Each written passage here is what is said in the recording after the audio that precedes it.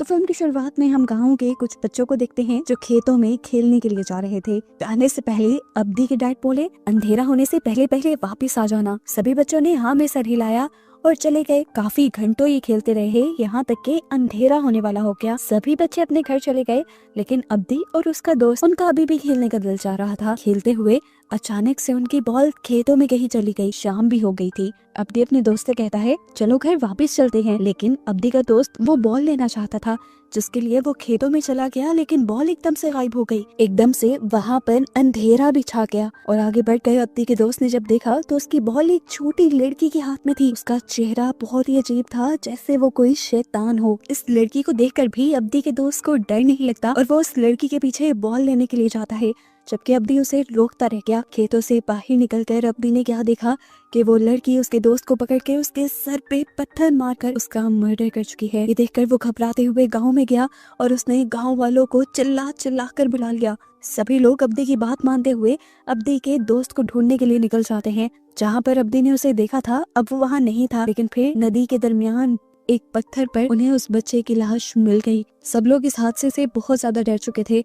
वो बच्चा जो मरा था, उसके डैड को लगता था कि अब्दी ने ही उस बच्चे को मारा है, क्योंकि आखिरी मर्तबा वही उसके साथ था और अपना कत्ल छुपाने के लिए वो ये सब कर रहा है। इससे पहले कि अब्दी को उसके ना की गलती की सजा मिल जाती, यहाँ पर गांव की बड़ी फैमिली का एक मेंबर आ जाता है और आकर वो अब्दी की साइड लेता है और कहता है, मुझे अब्दी पे यकीन है, वो सब अब्दी ने नहीं किया और अब्दी जो कह रहा है वो सच कह रहा है। वो सब सुमोला ने किया है और शायद वो आज तक जिंदा है। सुमोला के बारे में ये लोग नहीं जानते थे। तब ये आदमी इन सबको सुमोला की कहानी बताता है। आज से 29 साल पहले इस गांव के सबसे अमीर आदमी की कोई भी औलाद नहीं थी। इसकी वजह से उसके अंकल उसकी सारी जमीनें लेना चाहते थे, ताकि वो जमीन उनके बच्चों के पास चली जाए और इस जमीन का आगे कोई वारिस रहे। अब सूजी मान को ये सुनकर बहुत ज्यादा गुस्सा आया और उसने अपने घर के अंदर जाकर अपनी वाइफ को धमकी दी कि अगर 1 साल के अंदर अंदर उनका कोई बच्चा पैदा ना हुआ तो वो दूसरी शादी कर लेगा। सूजी मान की वाइफ ये सुनकर बहुत ज्यादा उदास हो गई और तभी उसे एक ऐसी औरत के बारे में पता चला जो लोगों को बच्चा देने में मदद करती थी। सुनकर काफी अजीब लगा, लेकिन वो फिर भी अपनी एक मेड के साथ उस औरत के पास चली गई। यहाँ पर जाते ही वो लड़की बताती है कि मुझे बच्चा चाहिए और ये बुढ़ी औरत उसे बताती है, तुम्हारा काम हो जाएगा, लेकिन एक बात मैं पहले साफ साफ बता दूं, मैं ये सारा काम काले जादू से करती हूँ और मेरे मकसद को पूरा होने के लिए डीमन यानी शैतान मेरी मदद करता है। तुम्हें बच्चा मिल तो जाएगा, लेकिन इसके बदले तुम्हें एक कुर्बानी भी देनी होगी। तुम्हारे पास 2 बेटियां पैदा होंगी, जिसमें से एक बेटी तुम्हारी और दूसरी बेटी शैतान की होगी। एक का दिल बहुत अच्छा होगा तो दूसरी के अंदर सारी हरकतें ही शैतानी होंगी और तुमने शैतान की बेटी को किसी भी तरह का नुकसान नहीं पहुंचाना। अगर ऐसा किया तो तुम्हारा सब कुछ बर्बाद हो जाएगा। इस टाइम इस औरत को सिर्फ बच्चा चाहिए था, इसलिए उसने इस बुढ़िया की सारी बातें मान ली। बुढ़िया ने भी कुछ रिचुअल किया और एक खून के अंदर कुछ चीजें मिलाते हुए वो खून इस औरत को पिला दिया और कहा, जाओ आज से 2 महीने बाद तुम्हें खुशखबरी मिल जाएगी। 2 महीने का वक्त गुजर जाता है और हमें पता चलता है कि सच में वो रिचुअल काम कर गया था। सूजीमान की वाइफ अब प्रेग्नेंट हो चुकी थी। सूजीमान खुशी से गांव में ये खबर फैला देने को कह देता है और यहाँ सूजीमान, जिसे पहले ही पता था कि उसके पास 2 बेटियां पैदा होंगी, वो दोनों के नाम सोचने लग जाती है। उसने एक बच्ची का नाम सुमाला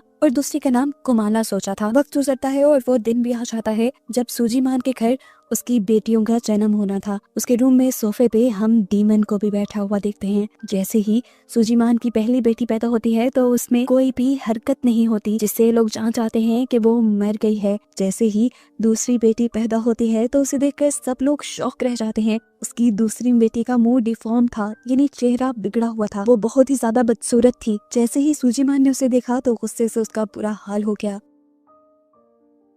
गुस्से में सूजीमान बाहर से जाकर एक चाकू ले आया और अपनी इस बेटी को मारने लगा। हालांकि उसकी वाइफ ने उसे मना भी किया, क्योंकि उसने डीमन के साथ डील की थी कि वो इस बच्ची को कुछ नहीं करेंगे, लेकिन सूजीमान को इस डील के बारे में नहीं पता था, इसीलिए उसने उससे स्टैब करके मार डाला। उस बच्ची के मरते ही जो पहली बच्ची मरी हुई पैदा हुई थी, उसके अंदर भी एकदम से जान आ गई और वो रोने लगी। उसकी आवाज सुनकर सुचिमान बहुत ज्यादा खुश हो जाता है और गांव वालों में ये खबर फैला देता है कि उसकी बेटी हुई। लेकिन चंद सालों बाद ये मालूम होता है कि उसकी बेटी भी एक तरफ से अपाहज थी। उसकी बॉडी के राइट साइड का कोई भी हिस्सा, यहाँ तक के टांग और हाथ काम नहीं करते थे और इस बच्चे का नाम उन्होंने कुमाला रखा था। अब यहाँ पे हमें पता चलता है कि सुचिमान भी बचपन में इसी तरह पैदा हुआ था, लेकिन फिर उसकी कुछ थेरेपीज चली थी जिसके बाद से वो नॉर्मल हो गया। कुमोला की भी ये लोग थेरेपीज करवा रहे थे, लेकिन थेरेपीज का कुमोला पर कोई असर नहीं था। एक दिन हम देखते हैं कि कुमाला साइकिल के साथ खेल रही थी। जैसे ही उसकी मॉम उसे ऐसा करने से मना करती है तो पता नहीं क्यों उसे बहुत ज्यादा गुस्सा आ जाता है। वो अपनी मॉम के साथ बदतमीजी करती है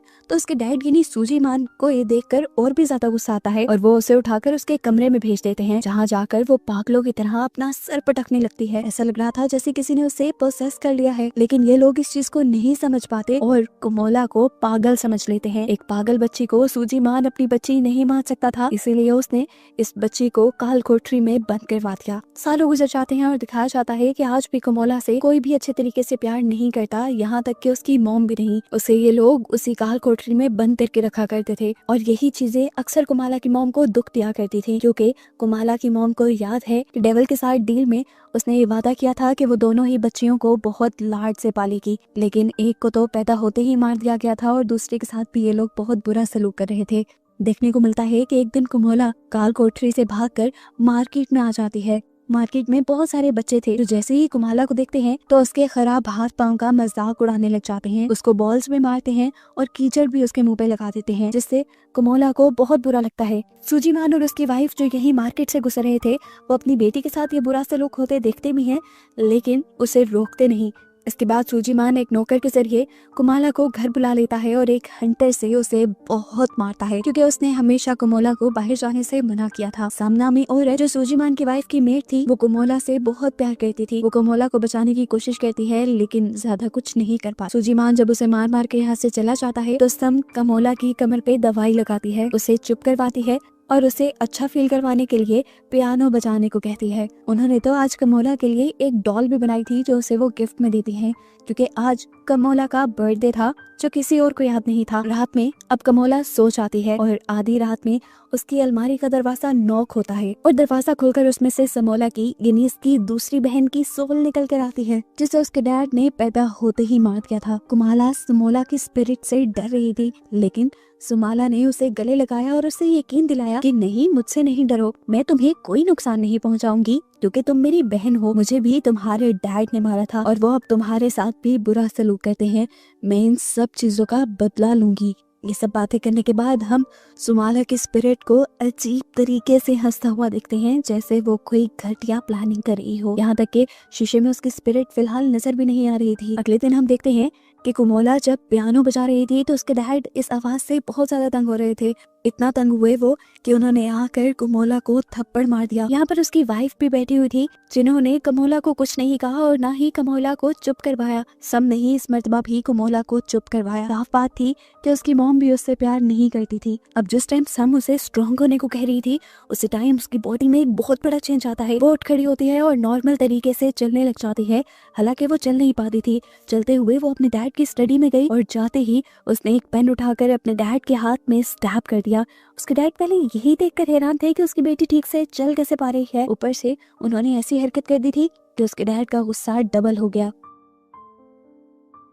ये सब असल में कुमाला ने नहीं बल्कि सुमाला की स्पिरिट ने किया था, लेकिन इसकी सजा अब कुमाला को ही मिलनी थी। उसके डैड उसे एक क्रॉस पे बंधवा कर कड़कती धूप में गांव में लटका देते हैं और कोई भी कुमाला की मदद नहीं करता। अब इस चीज का बदला तो सुमाला लेकर ही रहेगी।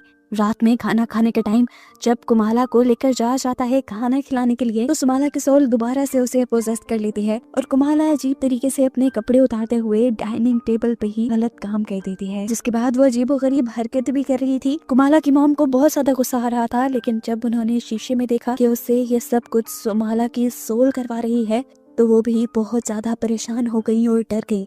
कुमाला की मेड उसे यहाँ से लेकर जाने लगती है, लेकिन कुमाला अपने आप को वहाँ से छुड़वा लेती है और भागकर फार्म्स में जाकर वहाँ से कच्ची मुर्गियाँ खाने लग जाती है। कुछ देर बाद जब उसे होश आता है तो सम उनसे पूछती है, कुमाला तुम ये सब क्यों कर रही हो, तुम तो ऐसी नहीं थी। जिसपे वो सच सच बता देती है, मैं ये सब नहीं कर रही, ये सब मुझसे सुमाला की सोल करवा रही है। कुमाला की मॉम भी ये बातें सुन चुकी थी और अब उनको डर लगने लग गया था। वो जानती थी कि उन्होंने डीमन से की हुई डील तोड़ दी है और अब उस औरत की वार्निंग के मुताबिक उनका पूरा खानदान, उनकी सब चीजें तबाह हो जाएंगी। वो जानती थी कि अगर इस सब को ठीक करने में कोई इसकी मदद कर सकता है तो वो बूढ़ी औरत ही है। वो उससे मिलने के लिए जब नदी के पास जाती है तो नदी पार करवाने वाला आदमी उसे बताता है कि वो औरत 1 महीने पहले ही मर चुकी है। वो अब डर कर अपनी मेड सम को भी सारी बातें बता देती है कि उसने प्रेग्नेंट होने के लिए एक डीमन का सहारा लिया था, एक डीमन से डील की थी और वो डील वो तोड़ चुकी है, जिसके बाद अब बहुत बुरा होने वाला है। वक्त गुजरता रहता है और हम देखते हैं कि सालों गुजरने के बाद भी कुमाला के साथ बुरा सलूक ये लोग करते रहते थे। सम अपने मालिक से यानी सूजीमान से कुमाला के ऊपर ये जुल्म बंद करने को कहती है, लेकिन वो एक नहीं मानते और कहते हैं कि कुमाला दिन ब दिन बदतमीज होती जा रही है और उसे सजा देना जरूरी है। उसकी सजाओं के बावजूद भी सम कुमाला के पास जाती है और कुमाला से कहती है, मैं तुम्हारी हूँ और मुझे तुम बहुत प्यारी हो, चाहे तुम जैसी भी हो। ये सारी बातें सुनकर कुमाला के दिल में सम के लिए इज्जत और भी ज्यादा बढ़ती रही और अपने पेरेंट्स के लिए और भी कम होती रही। अगले दिन हम देखते हैं कि कुमाला को तंग करने के लिए वही बच्चे आए थे जो उसे मार्केट में मिले थे। कुमाला के साथ खेलने के बहाने उन्होंने कुमाला को नीचे बुलाया, उसका मजाक उड़ाया, उसके मुंह पे मट्टी लगा दी और उसे एक बॉल मारकर चले गए। चले कहाँ गए आंटी सब ने ही उन्हें भगाया। दूर खड़े हुए कुमाला के पेरेंट्स ये देखते रहे, लेकिन उन्होंने उन बच्चों को रोका नहीं। कुमाला बाहर क्यों आई थी, इसकी सजा में उसके डैड दोबारा से उसे काल कोठरी में बंद कर देते हैं। लेकिन रात को कुमाला की मॉम को काल कोठरी में से कुछ अजीब सी आवाजें सुनाई देती हैं। वो चेक करने जाना चाहती थी, लेकिन उसके हस्बैंड ने उसे कहा, यहीं बैठी रहो, तुम्हारा वहम है वो सब। लेकिन उसकी मॉम की सोच बिल्कुल ठीक थी। कुमाला ने अपने आप को छुड़वा लिया था क्योंकि सुमाला की सोल ने उसके ऊपर कब्जा कर लिया था। वो एक खंजर लेकर यहाँ से निकल जाती है खेतों की तरफ और हम देखते हैं कि उसके पीछे सुमाला भी थी। वो उस बच्चे के पास गई जिसने उसके हैंडीकैप होने का मजाक उड़ाया था। वो बच्चा कुमाला को चलता देखकर और उसके पीछे सुमाला की सोल को देखकर बुरी तरह डर गया। इससे पहले कि वो भागकर अपने घर की तरफ बढ़ता, कुमाला ने उसे पीछे से पकड़ा और अपने हाथ में पकड़ा हुआ खंजर उसकी कमर में स्टैब करते हुए उसे मार डाला। अब उसके बाकी 2 साथी जो अभी भी रात को बाहर निकले हुए थे, कुमाला अब उन दोनों के पास गई। पहले तो उसने इन दोनों को खूब डराया, उनका मजाक बनाया और फिर उन दोनों के ऊपर हमला करके भी उन्हें मार डाला। वो तीनों बच्चे जो रात में मरे थे, अगले दिन उनके पेरेंट्स और पूरे गांव वाले उन्हें ढूंढने लगे, लेकिन पूरे गांव में से वो बच्चे नहीं मिले। तब गांव वालों ने अगले दिन दूसरे गांव में जाकर उन बच्चों को ढूंढने का फैसला किया और तब तक किसी भी बच्चे को सूरज ढलने के बाद घर से बाहर निकलने से मना कर दिया। अब बाकी सारे बच्चे अपने बड़ों के कहने के मुताबिक घर के अंदर ही छुप कर बैठे हुए थे और सारे बात कर रहे थे, क्या पता वो तीनों हमें तंग करने के लिए गए हों। अभी वो यही सोच ही रहे थे कि यहाँ पर कुमोला ने आकर बॉल रख दी, फिर वो बॉल उठाकर बाहर ले गई। सब बच्चे बॉल लेने के लिए बाहर चले गए। हालांकि उनमें से एक बच्चे ने कुमोला के हाथ में उस खंजर को नोटिस भी कर लिया था, लेकिन फिर भी वो कुछ ना समझ पाए और बाहर निकलने पर कुमोला ने सारे बच्चों को बेरहमी से मार दिया। अब सुबह होने पर गांव वालों को मरे हुए बच्चों की लाशें मिलना भी शुरू हो जाती हैं। एक लाश को कुएं के पास पत्तों के नीचे छुपाया गया था, जबकि एक लाश को कुएं के अंदर डाल के छुपाया गया था, क्योंकि जब सब ने पानी निकाला तो कुएं के अंदर खून था। बाकी सब बच्चों की लाश खेतों में पड़ी हुई थी और उन सब के सरों को बॉडी से अलग कर दिया गया था।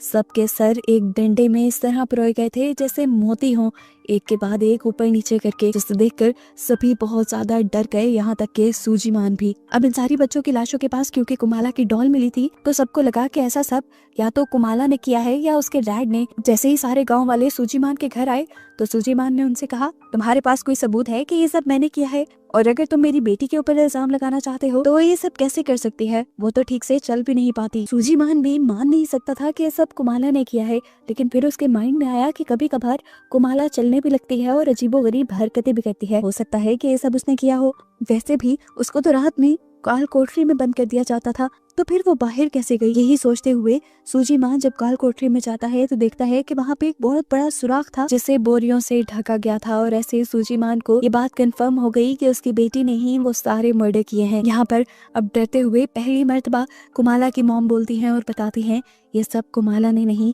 बल्कि सुमाला की सोल ने किया है। उसे यकीन दिलाने के लिए वो ये भी बताते हैं कि उन्होंने खुद सुमाला की सोल को अपनी आंखों से देखा था। अब इन बातों के पीछे कितना सच है ये सब जानने के लिए सूजी मान कुमाला के रूम में जाता है और उससे वादा करता है कि अगर तुम मुझे सच बताओगी तो मैं तुम्हें कोई नुकसान नहीं पहुंचाऊंगा। बताओ इस सब के पीछे कौन है। और यहाँ पर कुमाला बता देती है कि इस सब के पीछे सुमाला की सोल है। कुमाला बताती है कि मैंने उसे बहुत रोकने की कोशिश की थी लेकिन वो नहीं मानी। कुमाला ये भी बताती है कि सुमाला की सोल ने उससे वादा किया है कि जितने भी लोग कुमाला को परेशान करते हैं वो उन सबको मार देगी। और यहाँ पर सूजीमान को अपना ही डर हो गया क्योंकि सबसे ज्यादा टॉर्चर तो सूजीमान ने खुद कुमाला को किया था। डरते हुए वो नीचे जाता है और अपने नौकर से कुमाला को और भी ज्यादा जोर से काल कोठरी में बंद करने को कहता है ताकि वो चल ना पाए और सुमाला की सोल उससे कुछ करवा ना पाए। इसके बाद वो एक शेमन के पास गया इन सारी चीजों के इलाज के लिए। शेमन ने यहाँ पे कुछ मंत्र पढ़े और इस कहानी को जानने की कोशिश की कि आखिर कुमाला के पीछे वो सोल पड़ी हुई क्यों है। और उन्हें यहाँ पर वो सारा कुछ नजर आ गया कि किस तरह उसकी वाइफ ने सिर्फ बच्चे पैदा करने के लिए डीमन से कॉन्ट्रैक्ट कर लिया था। इस सारे कॉन्ट्रैक्ट के बारे में वो सूजीमान को भी बता देते हैं। हमें पता चलता है कि कुमाला और सुमाला का आज 9वां बर्थडे भी था। सम जब कुमाला को प्यार करने के लिए उसके पास आई तो उसने एक गिफ्ट के तौर पे सम को कहा कि तुम आज मेरे पास मत आना क्योंकि सुमाला ने मुझे बताया है कि रात 12 बजे के बाद वो यहाँ पर मौजूद सभी लोगों को मार देगी और मैं नहीं चाहती वो आपको कोई नुकसान पहुँचाए। उसकी बात मानते हुए सम अपने बेटे को लेकर यहाँ से जाने लगती है। हालांकि उसका बेटा पूछता भी है कि हम ये सब छोड़ के क्यों जा रहे हैं, यहाँ पर तो हमें सब मिलता है, लेकिन सम कोई जवाब नहीं देती। रात में सूजीमान का नौकर जब कुमाला को खाना देने के लिए आता है तो वो उसे पसंद नहीं आता। वो जब खाना चेंज करने को कहती है तो नौकर उसे बदतमीजी करने लग जाता है। तो इस टाइम वो पास पड़ा एक कॉकरोच उठाकर अजीब तरीके से खाती है जो उसे अब मजे का भी लग रहा था। ये देखकर उस आदमी का भी दिल खराब हो गया। सीन कट होकर अब हमें सूजीमान और शेमन को दिखाया जाता है जहाँ सूजीमान शेमन से ये सब ठीक करने के बारे में पूछ रहा था। अचानक शेमन की आंखें सफेद हो गईं और वो डर गया। शेमन ने बताया आज डीमन यानी सोलोमा कमोला पर पूरी तरह अपना काबू कर लेगी और हर चीज तबाह कर देगी। ये सब ठीक करने के लिए और उसकी पावर्स को कम करने के लिए शेमन उसे एक खंजर देता है। वो कहता है कि तुम बस उसकी पावर्स को कम करके मेरे पास ले आना, मैं बाकी उसे संभाल लूंगा। उसने सूजीमान से भी कहा कि अगर चीजें तुम्हारे हाथ से निकल जाएं और तुम उसे यहाँ ना ला पाओ तो तुम कुमोला के दिल में ये खंजर स्टैब करके उसे वहीं पे मार देना, क्योंकि हम लोग शैतान के इस बच्चे को यहाँ इंसानी दुनिया में नहीं छोड़ सकते वरना वो इंसानों को बार बार मारता रहेगा। अब दिखाया जाता है कि कुमोला ने अपने आप को आजाद करवा लिया है। जाहिर सी बात है सुमोला की हेल्प से। वो अब उस नौकर के कमरे के बाहर आकर रोने का ड्रामा करती है जिस नौकर ने उसे अच्छा खाना नहीं दिया था। ये नौकर जब कुमोला को पकड़ने की कोशिश करता है तो कुमोला उसे ही मारने की कोशिश करती है। वो आदमी डरकर वहां से भागने लग जाता है और अब कमोला उसके पीछे पड़ जाती है। वो आदमी बच बच के भाग रहा था लेकिन कमोला ने दरवाजे के ऊपर स्टैब कर करके दरवाजे को तोड़ दिया और फिर घर के अंदर आ गई। वो आदमी उससे बचने के लिए भाग रहा था। पीछे से कमोला ने चाकू को गोल गोल घुमाते हुए उसकी तरफ फेंका जिससे चाकू उसके जिस्म में स्टैब हो गया और वो वहीं मर गया। इसके बाद हमें कमोला की मॉम को दिखाया जाता है जिसकी आंख पियानो की आवाज से खुली थी। उसकी मॉम जब नीचे आई तो उन्होंने देखा कि कुमाला ही पियानो बजा रही थी और उसको देखते ही कुमाला अजीब तरीके से उनकी तरफ चाकू लिए बढ़ने लगी। उसकी मॉम ने देखा कि शीशे में सुमोला ही उससे ये सब करवा रही थी। ये देखते हुए वो सुमोला से माफी मांगने लगी और खुद पीछे की तरफ बढ़ने लगी जहाँ उसे अपने नौकर की लाश भी दिख गई। उसे पता था कि अब ये दोनों उसे भी मार देंगी, इसीलिए वो भागकर अपने रूम में जाकर अपना दरवाजा बंद कर लेती है और उसके आगे एक स्टूल भी लगा लेती है। कुमोला बार बार दरवाजे को खंजर से स्टैब करते हुए उसे मारने की कोशिश करती है और फिर ताकत लगाकर ये दरवाजा ही खोल देती है। कुमाला की मॉम उससे माफी मांगती रही लेकिन उसने उसके ऊपर रहम नहीं किया और खंजर को उसकी टांग में स्टैब करते हुए उसे मारने की कोशिश की। इस टाइम उसकी मॉम को बहुत दर्द हो रहा था। वो जानती थी कि कुमोला की बॉडी पे पूरी तरह सुमोला का कंट्रोल है। वो सुमोला से कहती है मेरी एक आखिरी ख्वाहिश है कि मुझे कुमोला से बात करने दो। ये सुनकर सुमोला ने कुमोला के ऊपर से कंट्रोल छोड़ दिया और उसकी मॉम ने कुमोला से माफी मांगी कि हमेशा मैंने अपने आप को डांट से बचाने के लिए तुम पर जुल्म होने दिए। मैं बहुत बुरी माँ थी। अपनी माँ को इस तरह माफी मांगते देखकर कमोला को बहुत ज्यादा बुरा लग रहा था। वो अपनी माँ को माफ करना चाहती थी लेकिन तभी समोला ने दोबारा उसकी बॉडी पे कंट्रोल ले लिया और फिर उसके हाथ काटते हुए उसकी बॉडी में भी स्टैब करके उसे मार डाला। इतनी देर में सूजीमान भी घर आ चुका था। घर आया तो सबसे पहले उसे नौकर की और फिर अपनी वाइफ की लाश दिखी जिसे देखते ही वो बिल्कुल टूट गया। वो जानता था कि सुमोला को मारने और कमोला के साथ गलत रवैया रखने में सिर्फ उसी की गलती थी, लेकिन सजा अब उसकी वाइफ को मिली थी। वो भी यही सब सोच ही रहा था कि उसे अचानक अपने रूम में चेयर हिलती हुई फील हुई, जिस पे उसने देखा कि कमोला बैठी हुई थी और समोला उस चेयर को हिला रही थी। उसके देखते ही समोला अपनी बहन की बॉडी के अंदर चली गई और पूरा कंट्रोल लेते हुए अब अपने डैड को मारने के लिए उसकी तरफ बढ़ी। अपने आप को बचाने के लिए सोजीमान तेजी से घर से बाहर निकल जाता है और गांव में जाकर ढोल बजा देता है और सबको जगाता है। जगाने के बाद उसने सबको अपनी वाइफ और अपने नौकर के मरने के बारे में बताया। गांव वाले फौरन उसके घर जाते हैं और 2 लाशों को देखकर उनको भी दुख होता है। सूजीमान ने किसी को भी ये नहीं बताया था कि ये दोनों मर्डर उसकी बेटी कमोला ने किए हैं। वो सबको कमोला को ढूंढने को कहता है और बताता है कि उसे कमोला को एक शेमन के पास लेकर जाना है। इसकी ये बातें सुनकर सबका दिमाग खटक जाता है और वो समझ जाते हैं कि जरूर इन दोनों को कमोला ने मारा है और कमोला ने ही गांव के बाकी बच्चों को भी मारा था। इनके सर पे खून सवार हो जाता है और वो कमोला को मारने के लिए बढ़ जाते हैं। हालांकि कमोला को मारना नहीं था, ये बात सूजीमान समझाता इससे पहले ही गांव वाले यहाँ से चले गए। अब सूजीमान खुद ही एक खंजर और रस्सी और कुछ चीजें लेकर कमोला को ढूंढने के लिए निकल जाता है। आगे बढ़ने पर उसे दिख भी गई कमोला, लेकिन अगले ही पल वो जंगल की तरफ भाग गई। खेतों में जैसे ही सूजीमान आता है तो कोई पीछे से उसके ऊपर हमला कर देता है। ये कमोला ही थी। अपने आप को बचाने के लिए सूजीमान ने पास पड़े एक पत्थर को उठाकर कमोला के सर पे वार किया और उसे बेहोश कर दिया। वो उसे मारना चाहता था लेकिन मार नहीं पाया, क्योंकि वो जान गया था कि इस सब में गलती उसकी है ही नहीं। इस सब में गलती तो समोला और उसकी वाइफ की थी। अपनी बेटी को प्यार ना करने की वजह से उसे बहुत दुख और पछतावा हो रहा था। वो बहुत बुरी तरह रोने लगा। उसने अपनी बेटी को भी एक बोरी में बंद कर दिया, पर देखा कि अचानक से उसकी बेटी बोरी से गायब हो गई। समोला ने असल में उसे बोरी से बाहर निकाल दिया था और वो दोबारा अपने डैड के ऊपर हमला करने के लिए बढ़ी। लेकिन इस मर्तबा सूजीमान चीजें हाथ से निकलने नहीं देना चाहता था। कमोला के दिल की तरफ हमला कर देता है और फाइनली वो गिर जाती है। पर कुछ ही देर बाद हंसते हुए उसे दोबारा होश आ जाता है। सूजीमान उसे देखकर बुरी तरह कंफ्यूज था। तब कमोला ने उसे बताया कि जब से समोला यानी मैं इसकी बॉडी में आई हूँ तब से इसकी पूरी बॉडी बदल सी गई है। इसका दिल भी बाईं तरफ से हट के दाईं तरफ आ गया था। क्योंकि तुमने इसके दिल पे वार नहीं किया तो इसीलिए ना ये मरी और ना ही मैं। अब समोला अपने डैड को मारती है। सबसे पहले वो उसी के हाथ से खंजर लेकर उसका पेट चीर डालती है, यहाँ तक कि उसकी आंतें बाहर निकल आई। और उसके बाद उसने पास पड़ी 2 छोटी छोटी लकड़ियां उठाकर सूजीमान की आंखों में स्टैब कर दी। सुबह होने पर दिखाया जाता है कि गांव वालों को सूजीमान की बॉडी क्रॉस से लटकी हुई मिली, जैसे उन्होंने कमोला को सजा दी थी। इस सब के बाद सीन्स प्रेजेंट में आते हैं और हम उस आदमी को देखते हैं जो ये सारी कहानी असल में गांव वालों को सुना रहा था। ये लड़का असल में सम का बेटा था जो उस रात घर छोड़ के चली गई थी, इसीलिए उसकी और उसके बेटे की जान बच गई थी। वो बताता है कि अभी तक अगर बच्चों की जान जा रही है तो समोला अभी भी इस गांव में जिंदा है और सब बच्चों को बचाने के लिए हमें किसी तरह समोला को पकड़कर उसे खत्म करना होगा। और समोला के मिलने से पहले तक वो गांव वालों को ये कहता है कि अपने बच्चों को रात में बाहर नहीं निकलने देना। सारे उसकी बात मान के घर चले जाते हैं और रात में हमें उस बच्चे के डैड को दिखाया जाता है जिसे मूवी के स्टार्ट में